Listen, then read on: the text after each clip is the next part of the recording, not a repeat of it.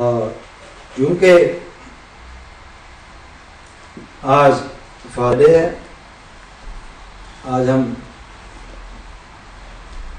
इसी के हवाले से देखेंगे बाइबल में से।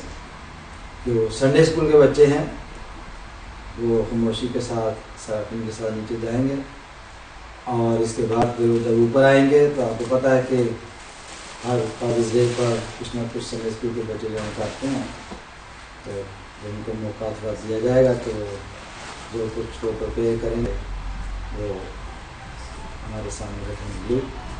मेरे बैग को जिसमें बाइबल मिलते हैं,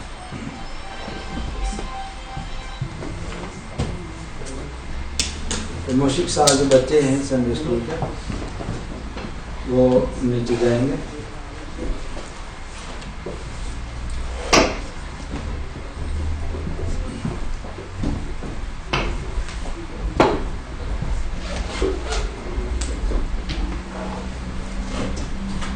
हालेलुया। तो आज हम देखेंगे लूका की इंजील में से द गॉस्पेल ऑफ लूक और chapter 15 from verse 11 to 13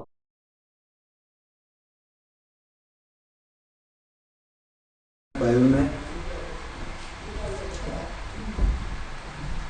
the gospel of Luke chapter 15 from verse 11